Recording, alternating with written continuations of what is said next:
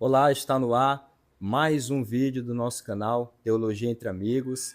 E este é um vídeo muito especial porque nós estamos dando aqui início à série chamada A Jornada do Pregador, que tem como objetivo trazer pessoas aqui, homens e mulheres de Deus, pregadores da palavra, para nos edificar quanto a este assunto, falar sobre a sua jornada, suas experiências pessoais no rumo da pregação e nos instruir, nos edificar e assim ensinar o que eles têm aprendido exercendo esse honroso ministério. Está comigo aqui o irmão Matheus Salles, que ele vai já se apresentar aí para você. Está conosco aqui também na técnica os nossos irmãos Matheus e Tassiano, que estão aqui nos ajudando.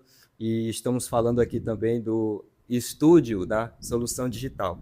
Então, você fique até o final, porque muito provavelmente este episódio, esta série vai edificar você, você que está aí com dúvidas, se perguntando como exercer esse ministério, você que tem orado por esse motivo, você que quer aprender mais sobre a pregação, fique até o final, porque certamente este episódio, toda esta série, vai edificar você.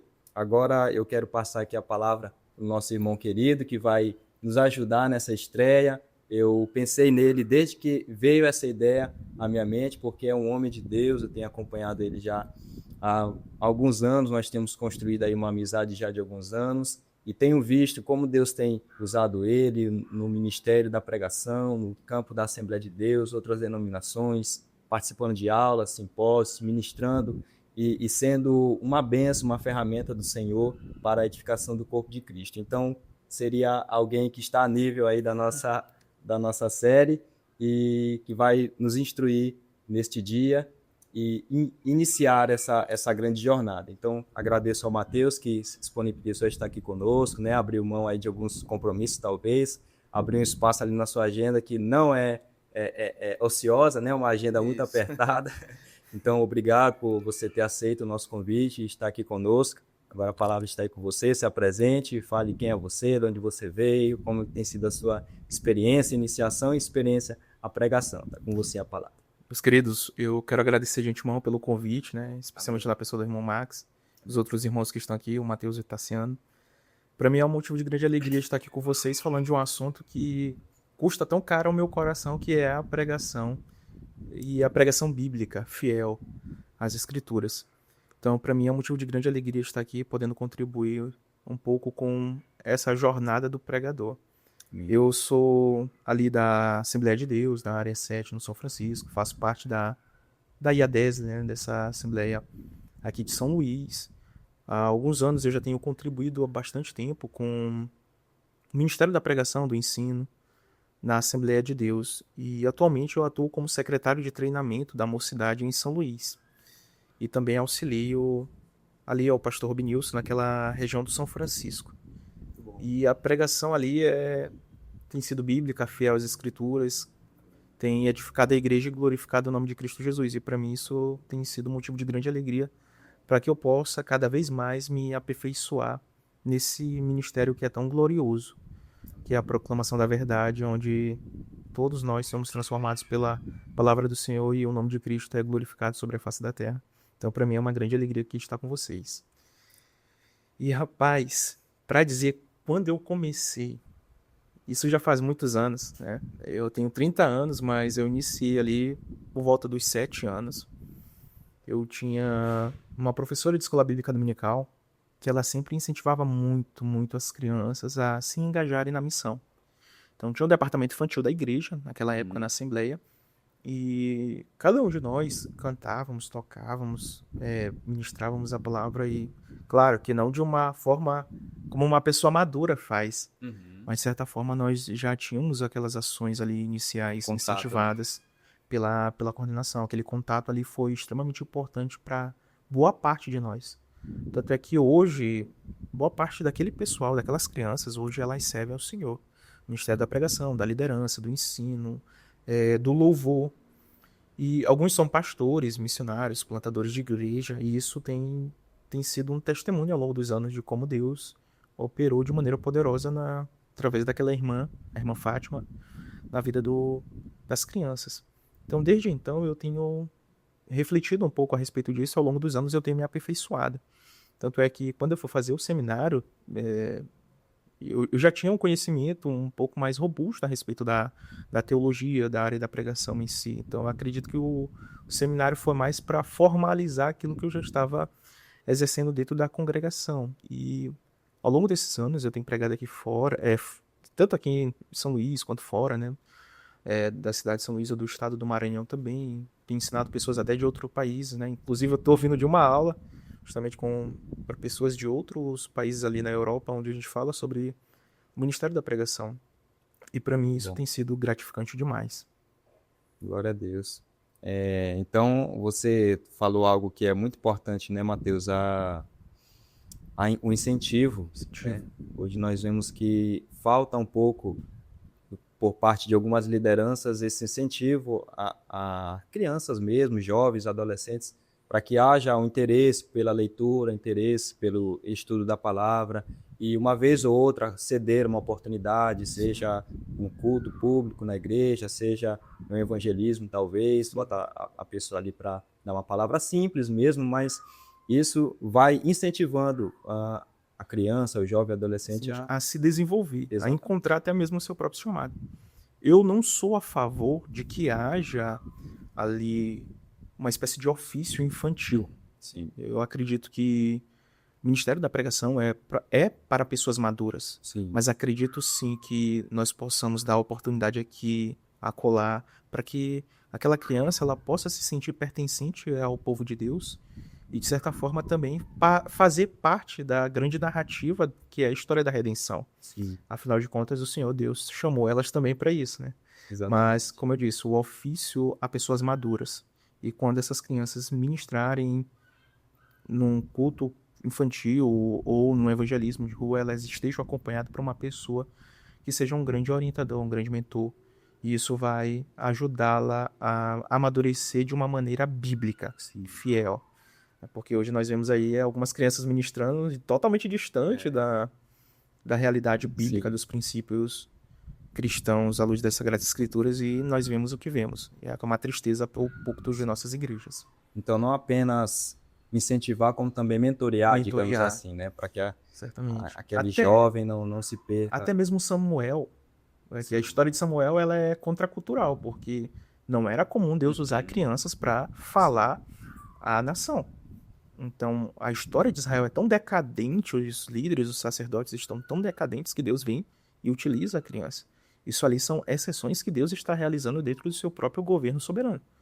Mas até mesmo nisso, você vê o velho ali aconselhando Samuel, né, para que ele pudesse crescer também em graça e em sabedoria. Certamente dá para caminhar sem ferir princípios das Sagradas Escrituras. Você falou algo interessante e eu já quero puxar aqui uma pergunta assim que ela é essencial para os pregadores, né? Você que está iniciando, você que está estudando essa área, você que já prega na sua igreja, muito provavelmente você tem a seguinte pergunta que eu vou fazer aqui para o irmão Mateus. O que é essencial? Você falou um pouquinho ali sobre maturidade, mas vamos aprofundar um pouco mais essa questão. O que é essencial a um pregador? O que ele precisa ter? O que ele precisa ter? Eu costumo dizer, como dizia Spurgeon e tantos outros puritanos, que por mais estranho que isso pareça, o pregador precisa ser nascido de novo. Nós temos uma série de pregadores que ministram a palavra sem nunca terem nascido de novo. Então, um exemplo muito clássico na história é o do John Wesley. Então você vai ler a história do John Wesley e percebe que o próprio John Wesley não era convertido a Cristo Jesus. Então ele vem numa viagem aos Estados Unidos e no meio do caminho ele encontra os morávios. E aí, a partir daquilo ali ele tem uma experiência, um contato, né, com Deus e com os meios de graça que o Senhor forneceu, como o comentário bíblico de Lutero. E ele chega a dizer que ele sentiu seu coração estranhamente aquecido e creu em Cristo Jesus para a salvação. John Wesley não era qualquer pregador, era um grande pregador já nessa época, mas ainda não confiava em Cristo Jesus para a justificação. Então, tem tantos outros pregadores ao longo da história da igreja. Tem um pregador que eu estou tentando lembrar o nome, não consigo agora. Ele era um grande expoente entre o século XVII e XVIII, ali nos Estados Unidos, e o seu filho acompanhou por muitos anos, seu pai ministrando, né, essa transição da Inglaterra e da Nova Inglaterra, que era os Estados Unidos. E o seu filho teve um momento que pegou um dos seus sermões e foi para os Estados Unidos na época. Foi confrontado por Deus enquanto ele lia o sermão do pai no púlpito de uma igreja. E foi naquele momento que ele se converteu ao Senhor. E ali você tem vários outros exemplos ao longo da história. Então o pregador ele precisa ter nascido de novo, ele precisa ser nascido de novo, ou seja, ele precisa ser uma nova pessoa em Cristo Jesus. Se você não é nascido de novo, eu creio, você não está habilitado para pregar de acordo com as Sagradas Escrituras. Você pode ministrar, mas com o padrão bíblico, não. Você está totalmente distante. Outro assunto que eu acredito que seja extremamente importante, maturidade. O apóstolo Paulo ele fala que, tanto na 1 Timóteo, quanto também em Tito, que a pessoa não deve ser neófita, novo na fé. Você precisa ter uma certa maturidade para exercer o ministério da pregação. Qualquer pessoa pode pregar? Qualquer pessoa pode pregar. Mas o exercício do ministério, eu acredito que são reservados a algumas pessoas. E essas pessoas, elas não podem ser neófitas na fé. Elas têm que ter um conhecimento claro, bíblico, doutrinário e prático da vida cristã para que possa pregar não somente com fidelidade, mas também com relevância ao contexto em que ela está inserida. Então, eu acredito que essas duas características elas são extremamente essenciais. Depois disso, a gente pode traçar até o perfil do pregador, né? Mas isso é um pouco mais lá para frente. O perfil do pregador, o pregador e a pregação, né? Isso. Muito bom. Então, em primeiro lugar, Ele precisa ser nascido de novo. nascido de novo. E Segundo você lugar, falando isso, eu lembrei do livro do Reverendo Hernandes, onde ele fala sobre pastores que não são crentes exercendo ministério. E quanto isso é perigoso, né? Ele fala lá sobre os pastores que não são chamados e estão exercendo, mas ele fala também esses pastores que nem crentes são, na verdade. Às vezes eles se tornam uns profissionais da fé, profissionais em montar sermões, mas o coração está distante de Deus, eles já não sentem mais a, a vida transbordando, eles não sentem mais que têm vida com Deus, mas eles estão lá, às vezes porque é um cargo, é uma obrigação, ele tem que exercer, às vezes vergonha ali de dizer que não está mais habilitado ou dificuldade em se abrir com alguém, mas isso é muito relevante, muito importante, que o pregador tenha o seu coração transformado para que ele seja então um meio um de transformação. instrumento de transformação, né? O Paul Tripp, ele chama isso de instrumentos de redenção. Então você foi redimido, mas ao mesmo tempo é um instrumento de redenção na vida de outras pessoas. E isso só é possível de maneira eficaz se o pregador, antes de tudo, ele tiver um encontro com Cristo Jesus. O exemplo de Eli é uma demonstração muito clara de que tipo de pregador nós não devemos ser, que tipo de ministros nós não devemos ser. Nós falamos a respeito de Deus, às vezes oferecemos sacrifícios a Deus, estamos dentro da casa de Deus, no caso de Eli, mas estamos totalmente distantes do Senhor. Então, serviço, sem antes de tudo ter comunhão com o Senhor, não é bênção, é maldição, é juízo para si mesmo. Então, o pregador ele precisa avaliar seu coração constantemente diante do Senhor, especialmente se ele de fato é nascido de novo. É o fazer sem ser, né? É Eu um faço grande para problema. Deus, mas não estou com Com Deus. Deus. E o segundo ponto que você colocou, a maturidade. Maturidade. Importante que o pregador ele tenha maturidade, ele já tem uma certa vivência. Por mais que ele tenha alguma habilidade ali, às vezes é uma pessoa que já fez uma academia, já passou por um curso superior, então ele tem uma facilidade maior de interpretar um texto. Às vezes ele estuda história, então ele tem uma certa habilidade também com essa parte mais histórica da Bíblia, só que ele é novo convertido. Então, como que ele vai se portar diante do púlpito vai influenciar muito a vida das pessoas que estão ouvindo, até porque quando nós estamos no púlpito, de certa maneira nós somos vistos como autoridade. Sim. Então, se eu sou um neófito e eu estou ali pregando e falando coisas que talvez não estão em acordo com a palavra, as pessoas que estão me ouvindo vão receber aquilo como verdade, vão aplicar e vão replicar. Então, é um perigo eminente em nossos dias que traz certos prejuízos ao longo prazo. Porque se nós formos analisar, muitas das igrejas que têm sido plantadas hoje, elas têm sido plantadas sem uma maturação correta. Então você tem uma pessoa dentro da congregação, ela está insatisfeita com algum problema dentro da igreja, ao invés de levar a liderança da congregação para que juntos possam resolver o problema, ela simplesmente sai de lá e planta uma igreja. Ela se acha habilitada para o ministério da pregação ou para o ministério pastoral. Ainda neófita na fé. E a sua própria divisão demonstra que ela não é madura. E no fim das contas, arrebanha muitas pessoas. E eu acredito que Deus não opera nesse sentido, nesse tipo de divisão. E isso traz um grande problema à congregação a seguir. A saúde, né? A saúde espiritual da igreja, ela é totalmente comprometida. Então é necessário que a pessoa seja madura. Até mesmo quando o Timóteo é colocado na liderança de Éfeso, a própria liderança da igreja fica um pé atrás com o apóstolo Paulo. Olha, ele é jovem demais. Até porque era muito comum, pelo menos nos escritos da história da igreja, colocar pessoas em torno de 50 a 60 anos. Timóteo tinha entre 30 a 40 anos. Sim. Então ele era jovem demais, de acordo com a perspectiva cultural, para ser líder da congregação. Mas aquilo que lhe faltava em idade, lhe sobrava em maturidade. Porque a maturidade não necessariamente está atrelada à idade. Sim. Então, Timóteo era uma pessoa que já andou com Paulo, plantou igrejas, liderou juntamente com Paulo. Ele viu de perto como é que ocorre o trabalho pastoral e também o ministério da pregação. E nesse sentido, Paulo acreditava que Timóteo estava plenamente habilitado para exercer o ministério naquela congregação. Então, isso demonstra maturidade, que é crucial nesse ministério. Perfeito. Você falou sobre estar habilitado, e vem uma outra pergunta. Quando eu posso me considerar, então, habilitado? Será que além de eu me perceber ou as outras pessoas me perceberem como irmão maduro na fé, há alguma outra característica que eu posso considerar? Eu considero a seguinte: você precisa ter conhecimento, primeiro, de Deus. É imprescindível que você, como pregador, tenha um conhecimento de Deus. Edward McClellan, descrevendo o livro Poder através da oração, ele descreve que antes de você se apresentar aos homens, você deve se apresentar a Deus. Então, você precisa conhecer a Deus, não somente no campo teórico das ideias. Eu tenho conhecimento teológico sobre o ser de Deus, os atributos de Deus, ou eu tenho em mente alguns versículos a respeito das Sagradas Escrituras que falam de Deus. Mas não somente isso, que é extremamente correto, é necessário, porque demonstra quem de fato é o Senhor. Mas em segundo lugar, esse conhecimento ele envolve ali relacionamento com o Senhor. Então ele precisa ter uma comunhão com Deus. Em terceiro lugar, ele precisa ter desejo de anunciar ao Senhor. Como diz Jeremias, né? Quando eu me calei, a tua palavra foi como fogo nos meus ossos. Então existe ali um ímpeto grande interno para que possa anunciar ao Senhor. Sem sombra de dúvidas, aquele que conhece a Deus, ele tem um desejo de torná-lo conhecido também. Stott disse certa vez que se você não é um missionário, você é um campo missionário. Então, o conhecimento, ele precede esse serviço. Ele precede esse desejo. Porque esse desejo só pode fluir de maneira santa se, antes de tudo, ele tiver um relacionamento com Deus. Então, ele tem um conhecimento de Deus, ele tem desejo por torná-lo conhecido. Em terceiro lugar, ele serve a sua igreja local. E a igreja local, em quarto lugar, ela confirma, cara. A igreja, ela confirma. Sim. Ela sabe que você foi chamado.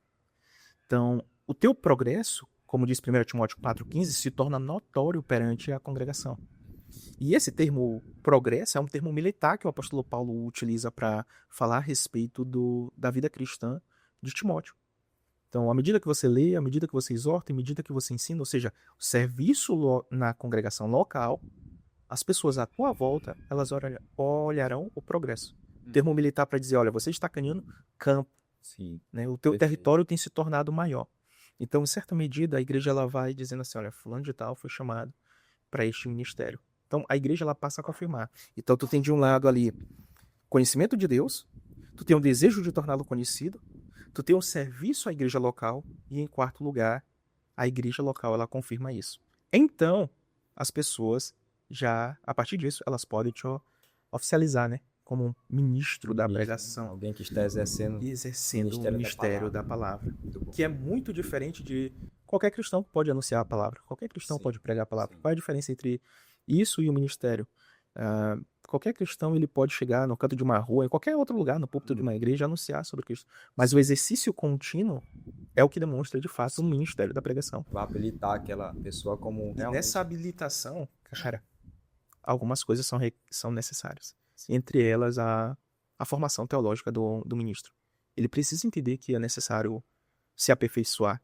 Não dá para se aperfeiçoar apenas pelo autodidatismo, que é muito bom. E ao longo da história da igreja, nós vemos grandes expoentes nesse caminho. A W. Tozer é um deles.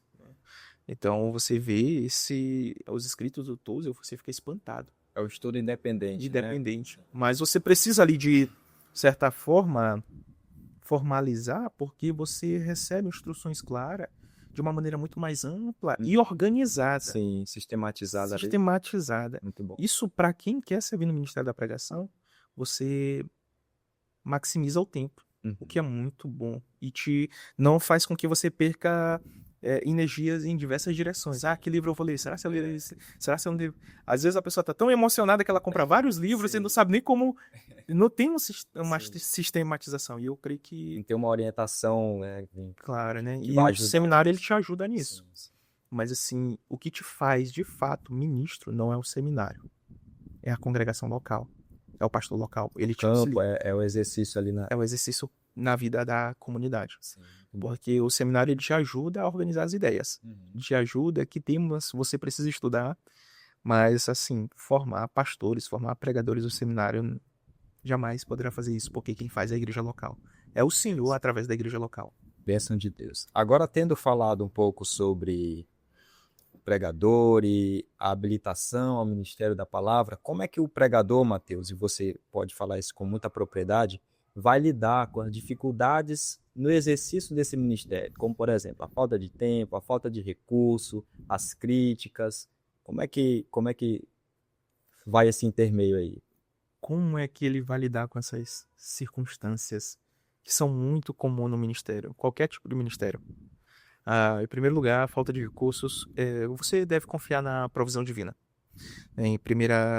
Quando nós vimos os Filipenses, capítulo 4, versículo de número 19, o apóstolo Paulo disse assim, mas Deus suprirá todas as necessidades de acordo com as suas riquezas na glória em Cristo Jesus. A provisão, ela deve ser reconhecida por parte do pregador, procedente de Deus. Eu falo isso e às vezes alguns irmãos eles ficam assim, mas ok, tá, mas e aí? O pessoal fica tentando, não, mas não, talvez você não tenha entendido. Tudo que você precisa para tal ministério, o Senhor já providenciou, seu santo e sábio conselho. Em Efésios também ele ressalta isso. Tudo provém do Senhor, tudo que nós necessitamos para o ministério da pregação. E isso deve acalentar o nosso coração, porque às vezes nós queremos buscar provisão segundo os nossos corações. Sim. E essa busca de provisão segundo os nossos corações, às vezes nos faz perder de vista o propósito pelo qual nós fomos chamados.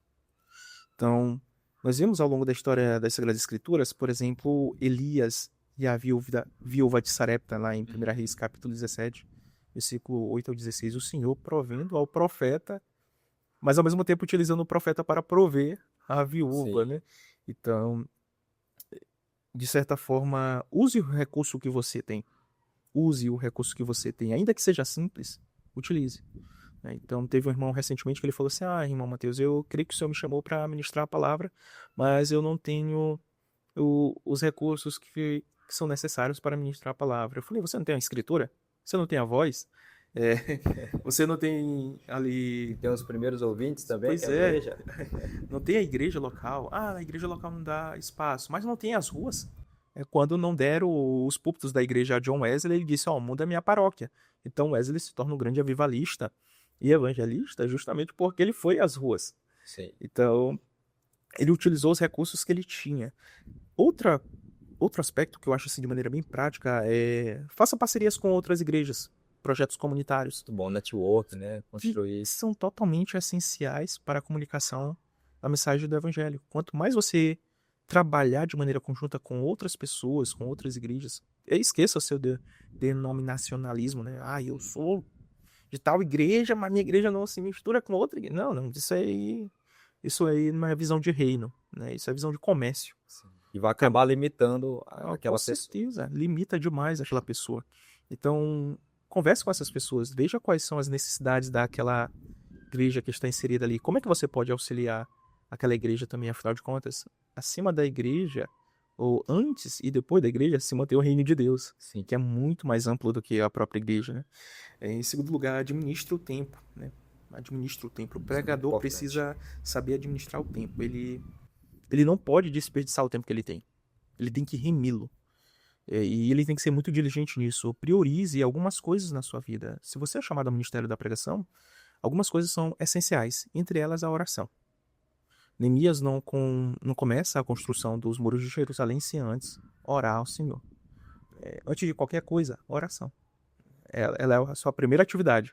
Sim. Em segundo lugar, aprenda no ministério da pregação a entender que você não está pronto para suprir as necessidades de toda a Do mundo demanda existente, né? E isso aí as pessoas ficam, não, mas é porque se eu não tiver, quebra isso da mente, na verdade, né? Tire isso do seu coração.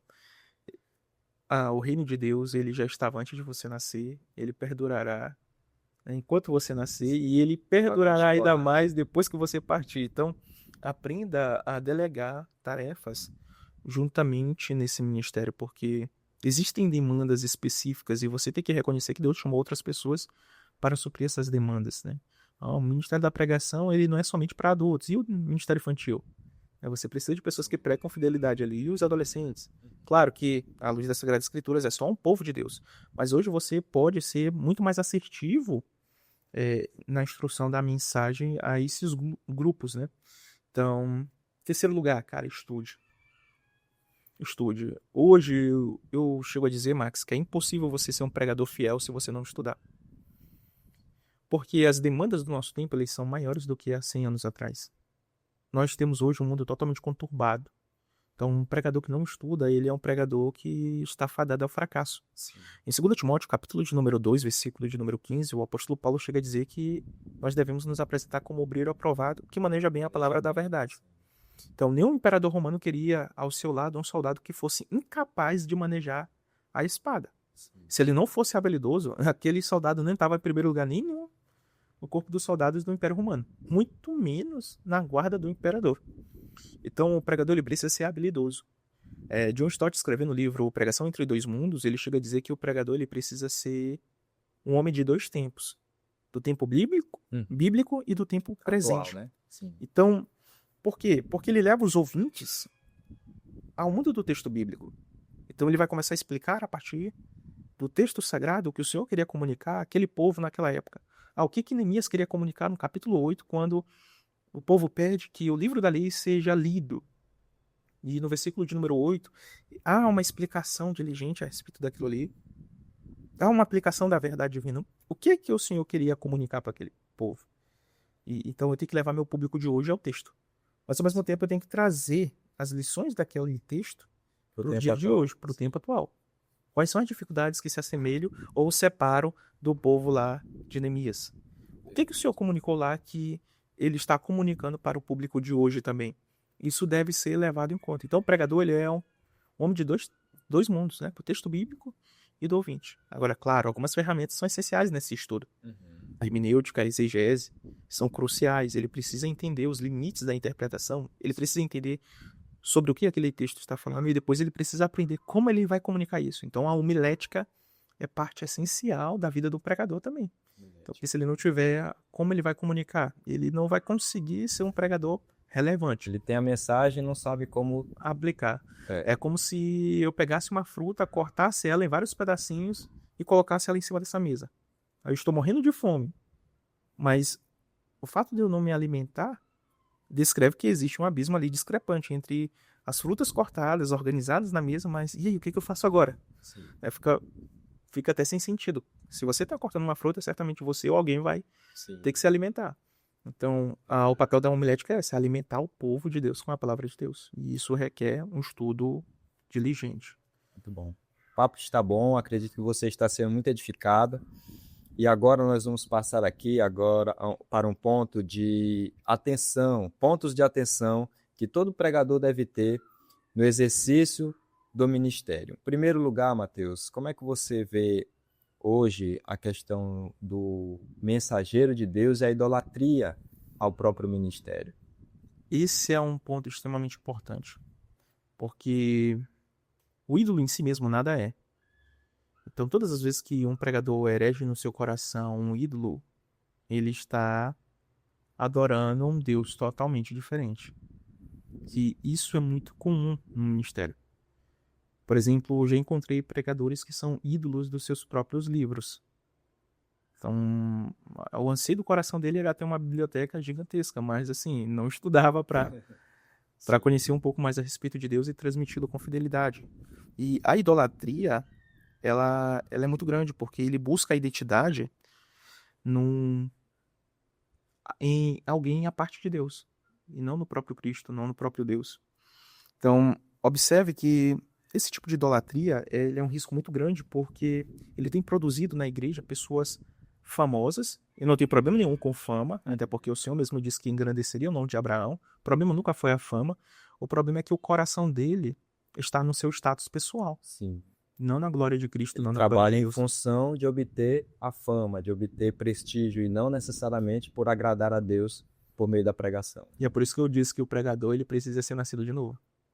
Sim. Porque se ele não for nascido de novo, todos esses outros deuses ocuparão seu coração. Sim. Mas é possível também que, ao longo da caminhada, ele se perca.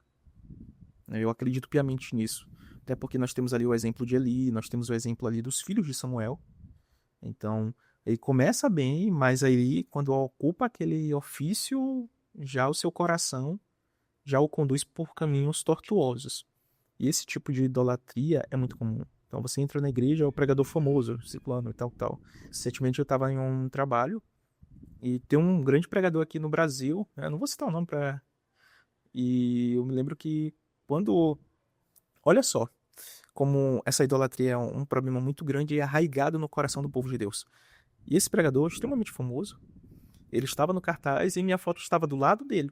Uhum. E eu recebi várias mensagens com o cartaz e ao mesmo tempo as pessoas me dando parabéns. Parabéns, cara, Deus te abençoe e tal, tal. E eu sem entender o porquê. E falou assim, mas por que vocês estão me dando parabéns no aniversário e tal? Não, cara, porque tu tá ao lado de ciclano. Olha só. Assim, então olha onde que Deus está te honrando, olha onde Deus está te abençoando. Sim. Então, isso é Eu lembro desse uma cartaz. espécie de o background, né? É. É ministerial. Eu falei, não, peraí, vocês estão confundindo as coisas, né? Toda honra ela deve ser dada a Cristo Jesus, mas ao mesmo tempo que essa honra é dada a Cristo Jesus, nós precisamos entender o porquê que nós fazemos o que fazemos. É para a nossa glória pessoal ou para a glória de Deus? E aí, no fim das contas, o problema começa pela igreja, Max. Porque 1 Coríntios capítulo 4, versículo 1 e 2, o texto sagrado diz assim, que os homens nos considerem ministros de Deus. Então, como é que os homens têm nos considerados? Essa é a grande questão no ministério da pregação. Forte.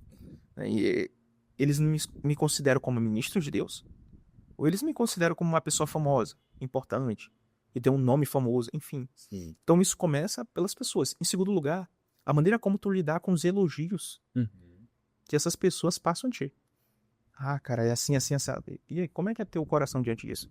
Então você tem que ter um cuidado muito grande, justamente com o seu próprio coração e também com as palavras das pessoas nesses elogios. Perfeito. Você fala agora sobre elogia, eu lembro de um ponto também que carece de muita atenção, que é a saúde e a estabilidade emocional do pregador, ao lidar com elogio, a lidar com uma crítica, a lidar com um evento cancelado, ao lidar com as pressões do dia, ter que estudar, ter que preparar sermão, mas eu estou trabalhando, tenho meus filhos para cuidar. Então, como é que deve ser esse gerenciamento, né? Que tá vendo ministerial.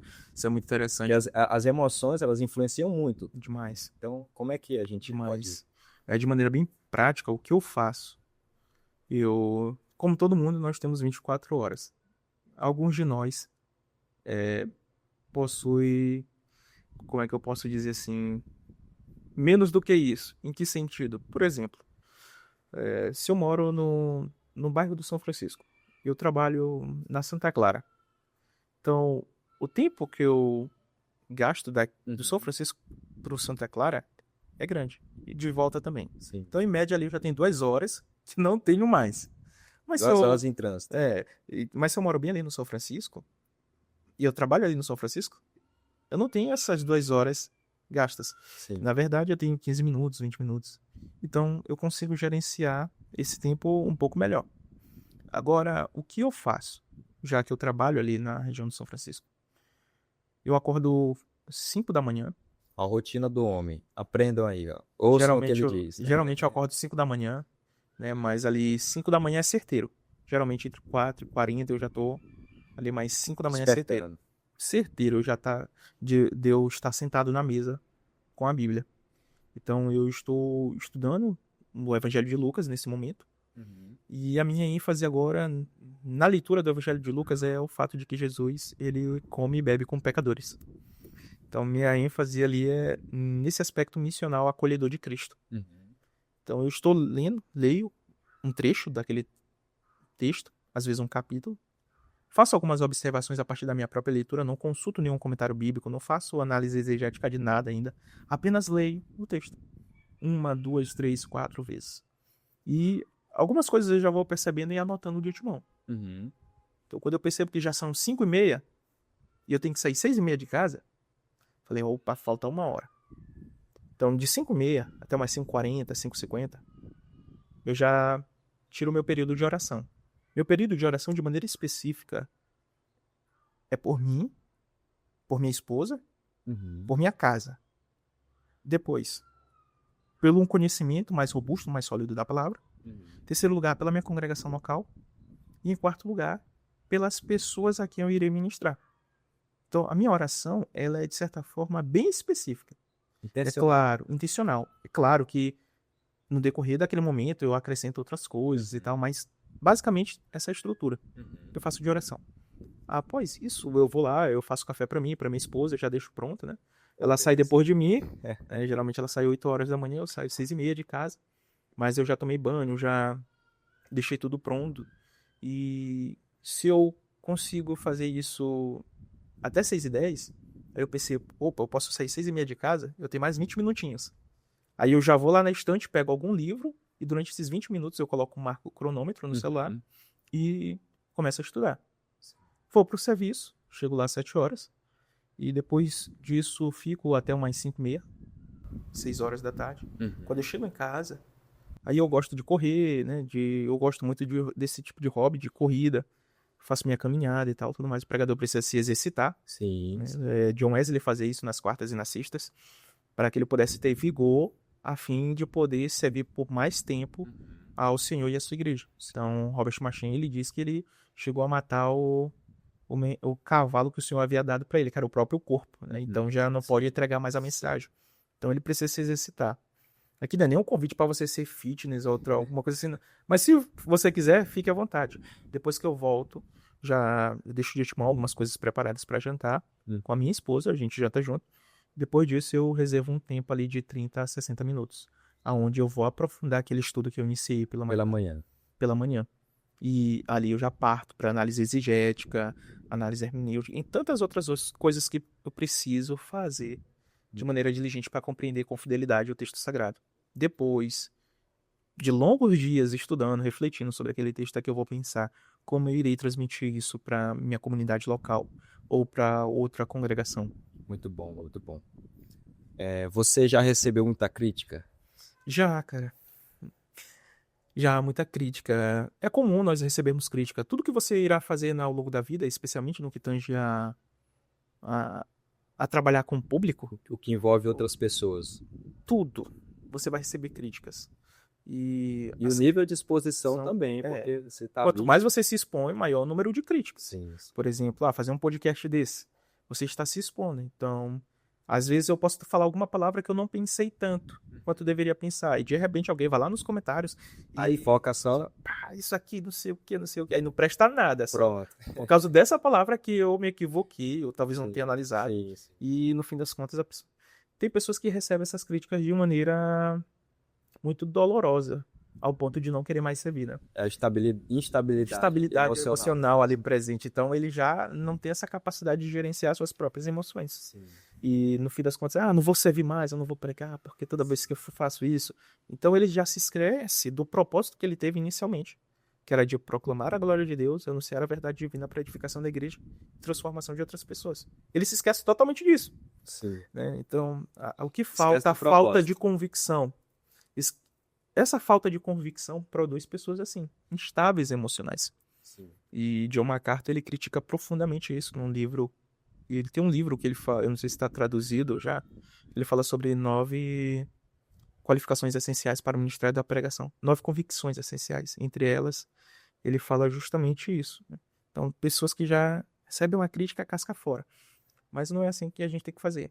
Receba a crítica, analise, veja se a crítica é verdadeira ou não. Ela está baseada em evidências, fundamentos. Com certeza. Eu não gostei porque tu é muito técnico no falar. Tu tem que repensar. Será que eu sou técnico mesmo quando eu falo?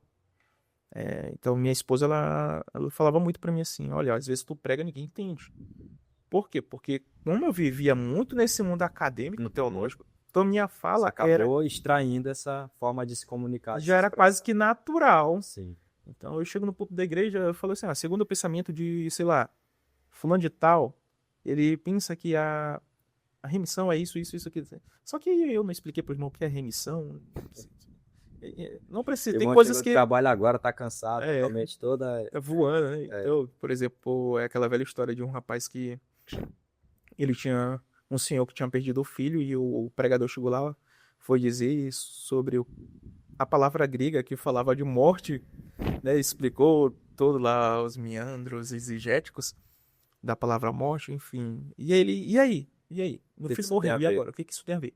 Sim. Aí o pregador não sabia mais o que falar, né? Então ele teve que voltar para casa e repensar que no fim das contas ele não estava sendo fiel, apesar de Sim. descrever o significado, o sentido etimológico daquela palavra.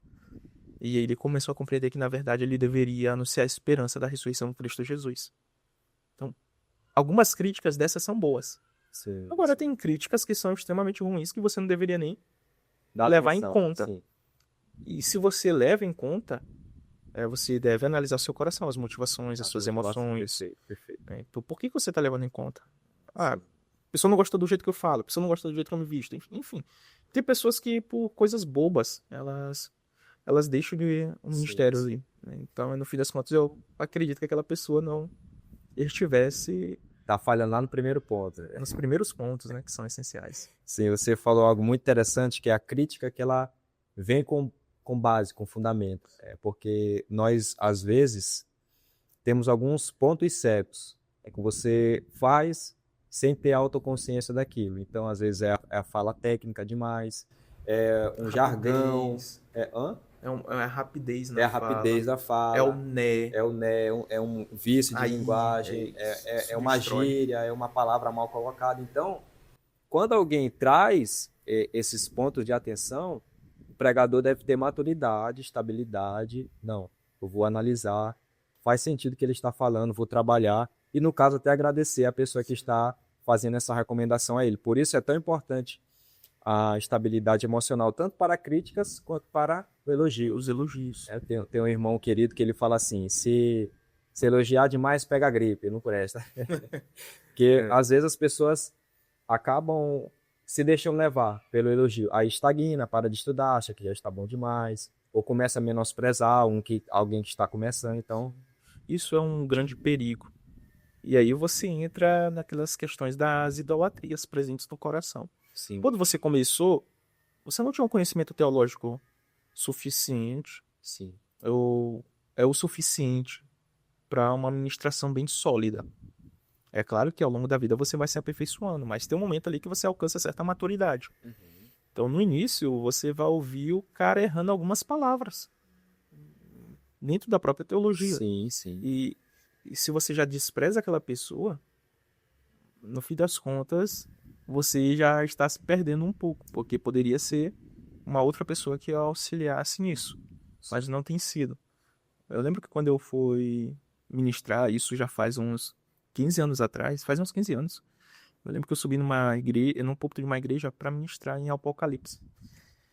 E quando eu terminei a pregação, uma senhora do círculo de oração na igreja, ela chegou e falou para mim assim: você é muito inteligente, fala muito bem, mas você não tem poder.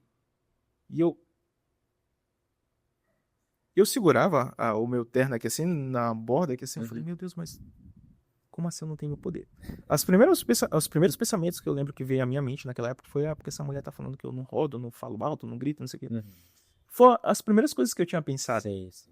Só que eu não falei nada pra ela. Eu só disse assim: obrigado. E eu tenho certeza que eu vou mudar. Eu lembro que eu cheguei em casa, 10 horas da noite. E naquele dia eu fiquei até 1h, 1h30 da manhã orando, cara.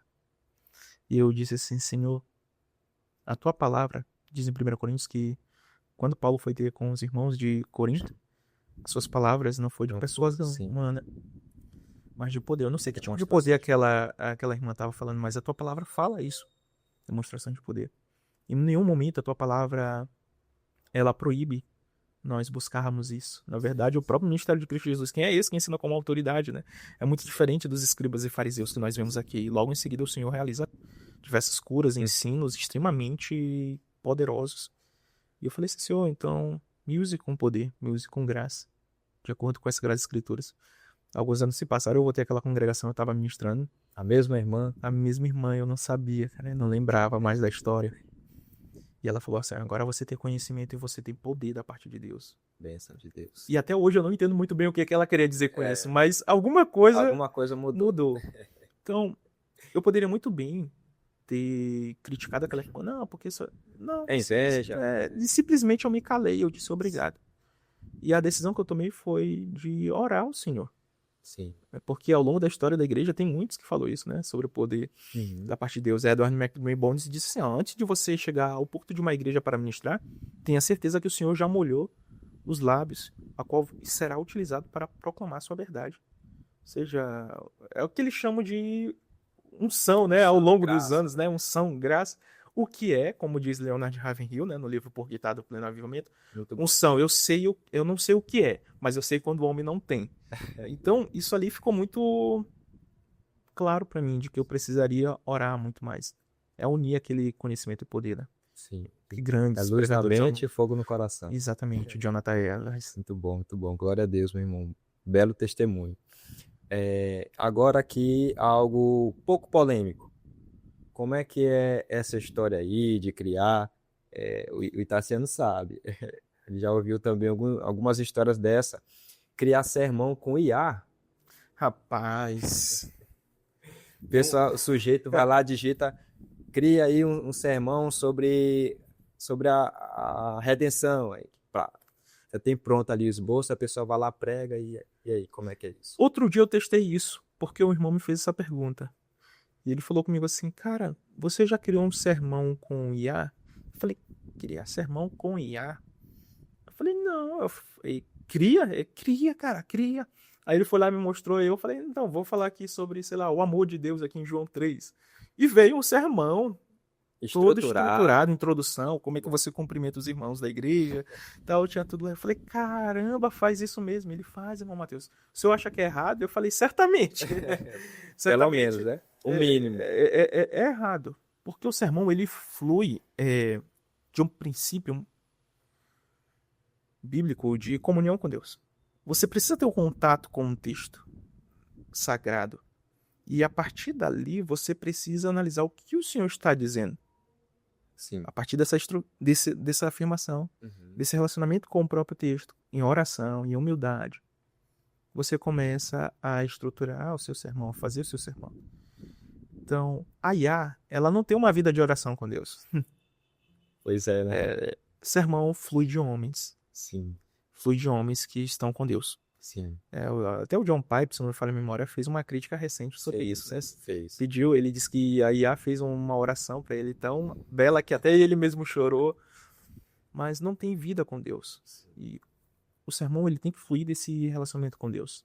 Todo serviço que nós prestamos a Deus, ele deve ser precedido por comunhão com Deus. Porque se você não tem comunhão com Deus, não tem como você anunciar as virtudes daquele que te chamou das trevas para a maravilhosa luz. 1 Pedro 2,9.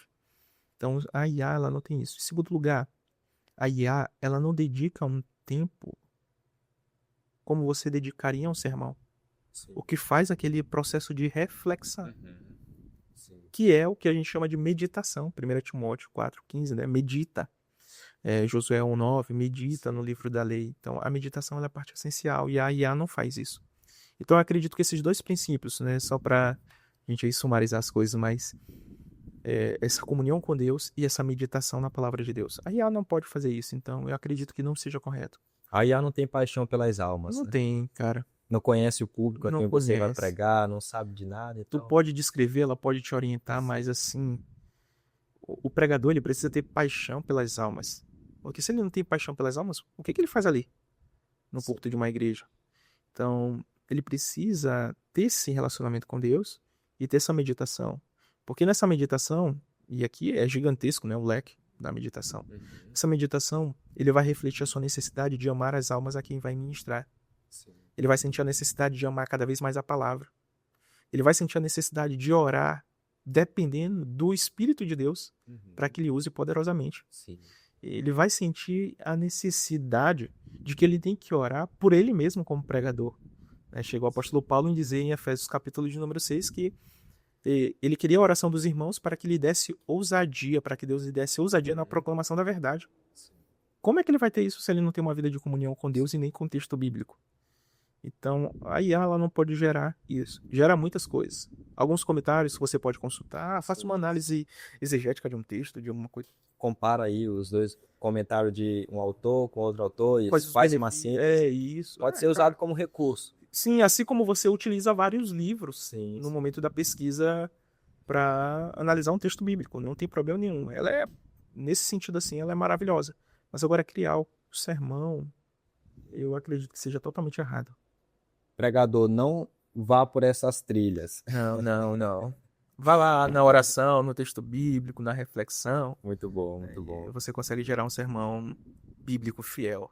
Mateus, o tempo é curto mesmo. Aqui a gente vai conversando e vai entrando novas dúvidas e a conversa vai trilhando aqui rumos que a gente não havia pensado antes. E é muito edificante, eu acredito que está sendo esclarecedor para você. E agora nós vamos passar então para a parte final do nosso programa. E eu queria que você, por gentileza, nos trouxesse aí apesar de que você já trouxe uma experiência bem legal, marcante no seu ministério, mas se você trouxesse uma outra... Experiência impactante. Isso. Alguns anos atrás eu estava ministrando em uma determinada denominação e olha o nível de experiência. Há quem acredite, há quem não acredite, mas há testemunhas para isso. E eu lembro que eu estava orando e dizendo assim, Senhor, me passaram tal tema, só que eu estudo, montei o sermão, só que você sente que não está fluindo. Não está fluindo. E eu comecei a orar e tal. Eu dormi, cara. Eu tive um sonho, uma mesa assim, mais ou menos desse tamanho, que era a mesa da minha casa, e eu vi a Bíblia, e a pessoa dizia assim pra mim, abre o texto. Aí eu fui abrindo, folheando, e aí o dedo apontava assim, é bem aqui que você vai ministrar. Que no texto era Apocalipse, né, a igreja de Tiatira. Eu falei, meu Deus, mas esse texto? Aí ele falou, sim, é esse texto. Cara, quando eu cheguei lá pra ministrar, estudei, claro, fiz a análise exegética do texto, enfim. Sim. Quando eu cheguei lá, ministrei, só que no meio da ministração eu vi uma pessoa deficiente, cara. Deficiente física e mental. E eu ministrando. Eu nunca tinha tido esse tipo de experiência. E eu ministrando, eu me senti profundamente incomodado com aquilo. Eu vi a pessoa lá, deficiente física e mental, e eu, cara, isso tá errado e tal. Eu senti no coração de descer, eu desci. E quando eu desci, eu olhei pra pessoa e disse assim, olha, o senhor hoje está recobrando as suas faculdades mentais e está te curando fisicamente também. Cara, a igreja disse assim, irmão, ela é doente. Nunca vou esquecer isso, cara. Irmão, ela é doente, ela é doida. E eu lembro que eu falei isso novamente. Eu falei, o senhor está te curando. E ela tinha esse problema físico, torta. Cara, no momento, foi estralando aqui assim nela, né? Faltando a língua, falando normalmente. E, assim, coisa que eu nunca tinha experimentado, né? Eu já tinha visto várias vezes, né? Eu cresci num ambiente onde a gente via muitas curas, mas, assim, eu mesmo ser um instrumento de Deus para tal, né? E logo depois de eu ter estudado muitos anos, porque, aí, no fim das contas, tu vê no meio do caminho o cessacionismo do John MacArthur ali presente, né? Que eu bebi muito na época. Eu falei, cara, mas não tem uma evidência bíblica que afirme que isso aqui cessou. Não tem. Na verdade, 1 Coríntios capítulo de número 1, versículos 4 ao 9, diz assim, até que ele venha, né, vocês foram agraciados com todo esse tipo de dom. Então, se a Sagrada Escrituras ela não anula, por que não buscar? Sim. E eu lembro que aquela jovem ela foi curada pelo Senhor e depois veio os testemunhos, né, das pessoas daquela congregação. E eu disse assim, e o Senhor tinha me dito, cara, olha só como o Senhor faz. No dia eu falei, o Senhor me mostrou que isso, na verdade, foi uma obra que haviam feito pra você quando você tinha 7 anos de idade. Era a mãe da menina veio testemunhar com 7 anos de idade, que ela, tudo, cara, uma obra de macumbaria. Sabe que essa região que a gente vive aqui, assim, tem muitas essas obras, assim. Nada contra aqui as religiões né, de Sim. matrizes africanas e as demais religiões. Mas eu tô falando de maneira específica da maneira como Deus operou. E contou. E aquela menina hoje, graças a Deus, Até sem hoje. nenhuma evidência de que ela Pensa. teve esses problemas físicos e mentais, né? Então as pessoas ali ao redor da comunidade.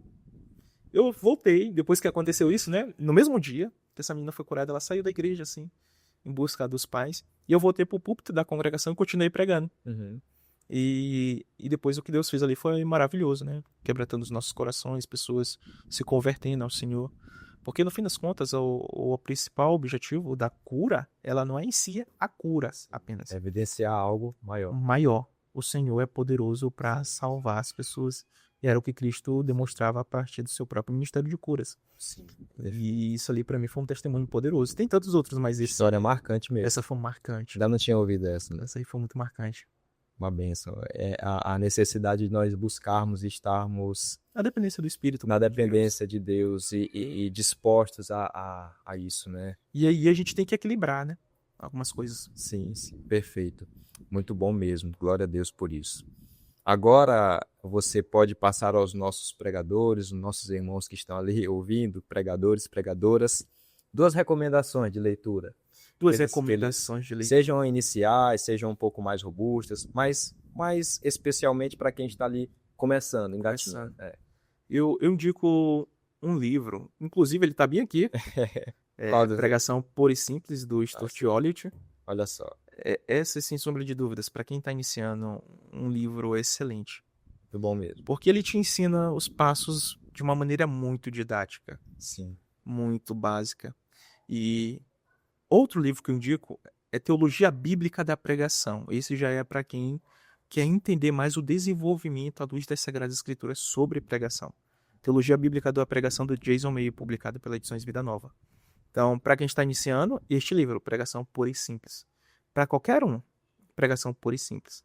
Para quem quer compreender o fundamento teológico, bíblico, por trás da pregação, esse Teologia Bíblica da Pregação, do Jason May. Eles são excelentes. Este livreto aqui, embora eu já tenha alguma experiência com pregação, li recentemente, fui muito impactado, muito abençoado por ele. E Excelente. assine embaixo aí a sua recomendação, uma bênção mesmo. Você que pode, na Amazon, no Mercado Livre, na internet você pode adquirir, ele é bem baratinho, na Ministério Fiel, e vai ser uma bênção para você. Uma palavra final, Mateus, para os pregadores que estão ali desanimados, ou estão muito entusiasmados, estão emocionados, ou estão ali pensando em desistir, estão tristes porque talvez pregaram no domingo, não tiveram aquele resultado que esperavam, não teve nenhum testemunho, não teve nenhum elogio, não teve nem uma motivação. Quais são os seus 3 conselhos finais aí para esses pregadores? Primeiro deles, fidelidade. Fidelidade. Porque a fidelidade, ela não depende das circunstâncias ou da forma como você se sente. A fidelidade é o seu compromisso firme com o próprio Deus que te chamou. O que o Senhor requer dos seus dispenseiros, 1 Coríntios 4, versículos 1 e 2, é fidelidade. O Senhor não pede nada além de ti, senão fidelidade. Então, é a fidelidade que vai te mover a continuar pregando a palavra do Senhor sem titubear, sem se deixar levar pelas críticas ou pelas circunstâncias. Claro que, de certa forma, você é afetado. Né? Você é ser humano, você vai ser afetado por isso, mas a fidelidade é que vai te conduzir a uma ministração que glorifica a Deus e edifica a igreja. Em segundo lugar, sirva a igreja local, independentemente do seu ânimo, dos seus sentimentos. Porque tem dia que você acorda alegre, mas tem dia que você acorda triste, e mesmo assim você tem que trabalhar. Existem coisas que nós fazemos independente de como estão as nossas emoções. Mas sirva a sua igreja local, porque é a melhor forma de você se desenvolver. E isso é uma ordenança, né? O apóstolo Paulo fala, persistir em ensinar e exortar. Isso só é possível numa igreja local, onde todos conseguem ver o teu progresso. Em terceiro lugar, ore. Ore e estude. É aquilo que os reformadores chamavam de orare et labutare. Né? Ore e labute, como texto.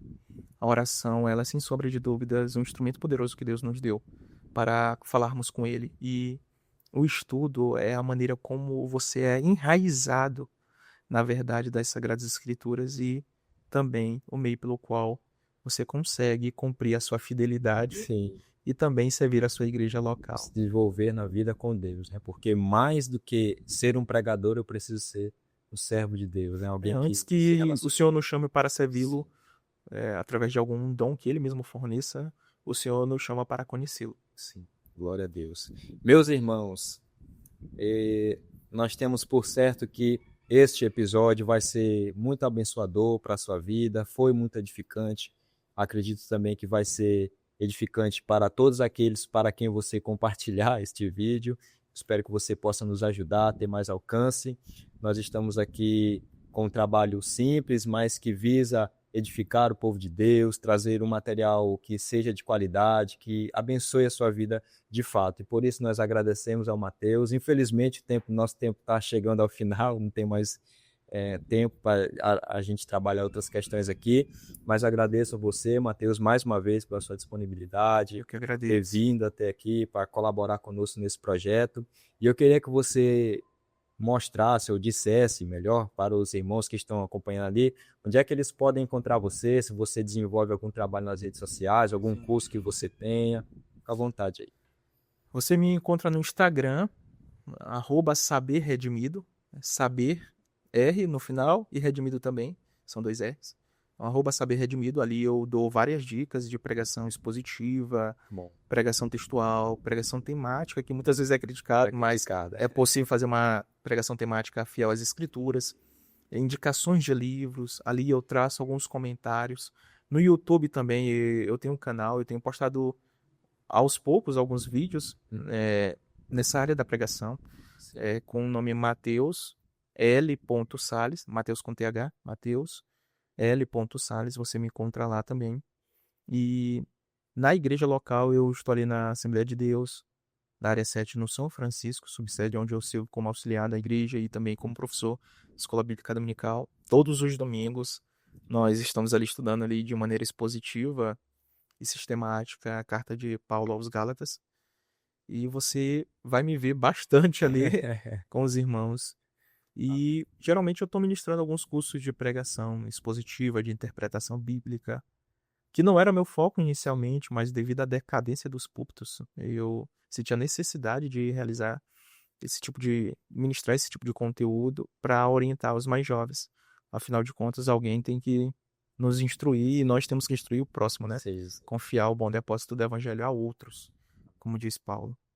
Então, os cursos que o Mateus ministra, ora é presencial, ora é online, então fique lá ligado no Instagram, no YouTube, porque quando tiver uma nova turma ou uma aula extraordinária, você vai ficar sabendo e vai poder então participar. Que Deus abençoe sua vida, muito obrigado por ter ficado até aqui e até o próximo vídeo. Um abraço. Um abraço.